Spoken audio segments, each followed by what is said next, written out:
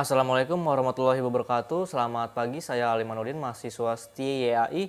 Pada tanggal 14 Februari tahun 2021, saya ingin mempresentasikan hasil skripsi saya, yaitu dengan judul Pengaruh Kepemilikan Manajerial, Profitabilitas dan Ukuran Perusahaan terhadap Kebijakan Dividen.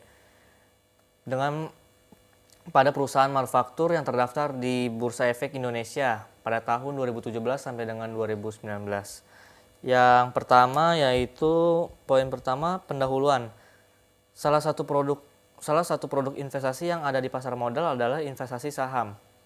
Investor dalam menginvestasikan dananya ke suatu perusahaan atau saham akan dihadapkan pada return investasi dalam bentuk dividen.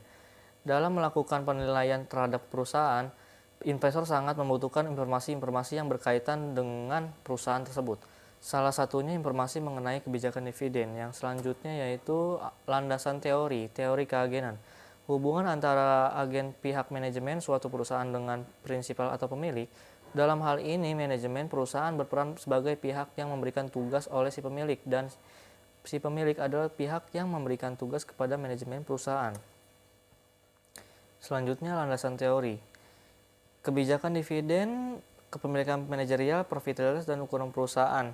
Yang pertama, kebijakan dividen menurut Sartono tahun 2012 adalah keputusan apakah laba yang diperoleh perusahaan akan dibagikan kepada pemegang saham sebagai dividen atau akan ditahan dalam bentuk laba yang ditahan guna untuk pembiayaan investasi di masa yang mendatang.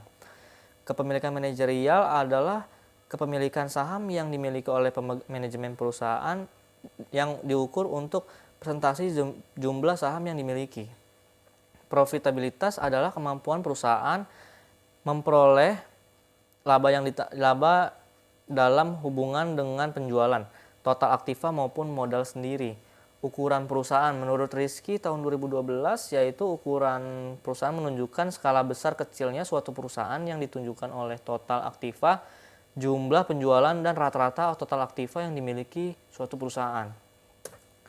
Selanjutnya, rumusan masalah. Yang pertama, apakah kepemilikan manajerial berpengaruh secara signifikan terhadap kebijakan dividen?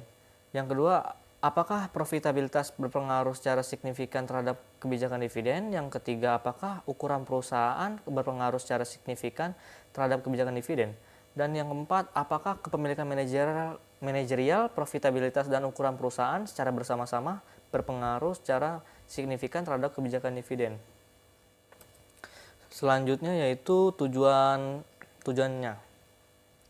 Tujuannya yaitu untuk mengetahui dan menganalisis pengaruh kepemilikan manajerial terhadap kebijakan dividen, dan untuk mengetahui dan menganalisis pengaruh profitabilitas terhadap kebijakan dividen, mengetahui dan menganalisis pengaruh ukuran perusahaan terhadap kebijakan dividen, dan yang keempat, mengetahui dan menganalisis pengaruh kepemilikan manajerial, profitabilitas, dan ukuran perusahaan secara bersama-sama terhadap kebijakan dividen.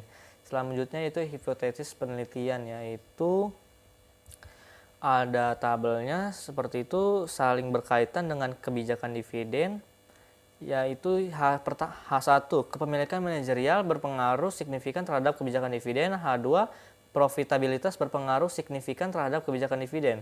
H3, ukuran perusahaan berpengaruh signifikan terhadap kebijakan dividen. Yang keempat, kepemilikan manajerial, profitabilitas, dan ukuran perusahaan secara bersama-sama berpengaruh secara signifikan terhadap kebijakan dividen. Selanjutnya yaitu metode penelitian. Metode penelitian populasi dan sampel. Yang pertama, populasi penelitian perusahaan manufaktur yang terdaftar di Bursa Efek Indonesia pada tahun 2017 sampai 2019. Yang kedua, sampel penelitian. Metode sampling yang digunakan dalam penelitian ini adalah purposive sampling dengan jumlah 12 perusahaan. Yang kedua, data dan metode pengumpulan data, yaitu ada dua, yaitu pertama jenis data sekunder. Yang kedua, metode pengumpulan data, ada dua, riset pustaka dan dokumentasi. Yang ketiga adalah metode analisis data. Yang pertama terdapat ada 5, yaitu yang pertama analisis statistik deskriptif, yaitu mean, range, standar deviasi, minimum, dan maksimum. Yang kedua analisis regresi data panel, ada 3. Yang pertama common effect model, fixed effect model, random effect model. Yang ketiga pemilihan model estimasi data panel, yaitu ada 3, uji Chow, uji Osman, dan Lagrange multiplier. Yang keempat, uji asumsi klasik. Ada 3, uji normalitas regresi, uji multikolonialitas, dan uji heterokedastisitas. Yang kelima, uji hipotesis, uji T, uji F, dan koefisien determinasi. Selanjutnya yaitu statistik deskriptif, yang yaitu kepemilikan manajerial X1 untuk meannya 0,043439, mediannya 0,002700, maksimumnya 0,360100, minimumnya 0,000100. Standar deviasinya 0,097603, observationnya 3,36. Yang kedua, X2-nya yaitu profitabilitas, meannya 0,116389, mediannya 0,110000, maksimumnya 0,240000, minimumnya 0,000.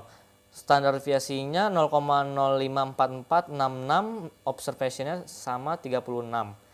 Yang ketiga, X3-nya yaitu ukuran perusahaan, meannya yaitu 29,52889, mediannya 29,48000, maksimumnya 32,2000, minimumnya 26,89000.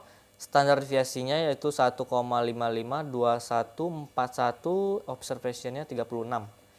Untuk Y-nya yaitu yaitu dividen, meannya 0,704167, mediannya 0,3700, maksimumnya 5,2400, minimumnya 0,0400.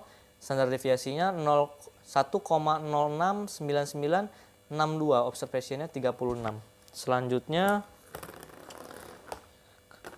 yaitu kesimpulan dari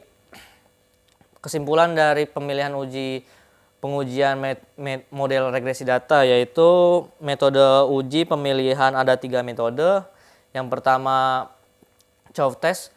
Metode Chow test, common stock, profitability.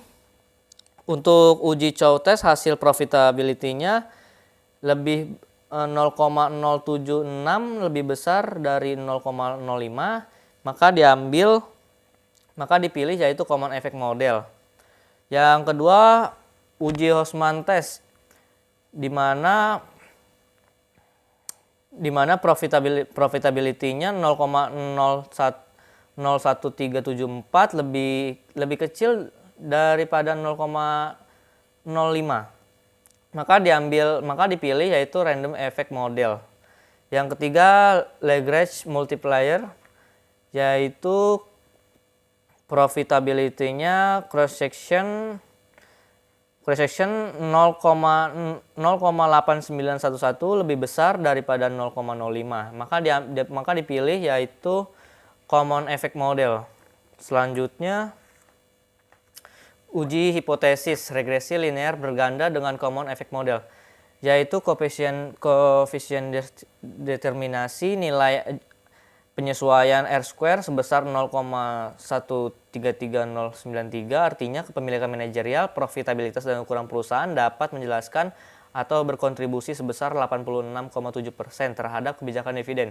Sedangkan 86,7% dapat dijelaskan oleh variabel-variabel lain yang tidak diteliti dalam penelitian ini.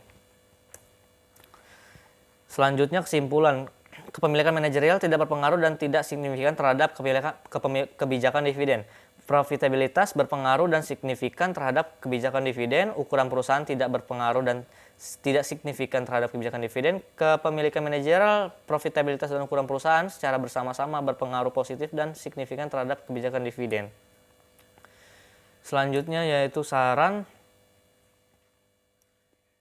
Yang pertama, bagi peneliti selanjutnya yaitu peneliti ini hanya menguji kepemilikan manajerial, profitabilitas, dan ukuran perusahaan dalam kaitannya terhadap kebijakan dividen.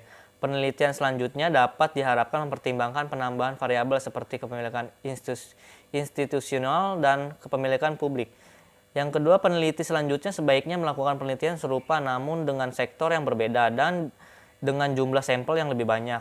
Dan yang ketiga, dalam penelitian selanjutnya diharapkan peneliti menambah periode pengamatan lebih dari 3 tahun sehingga sampel yang digunakan lebih banyak dari peneliti ini.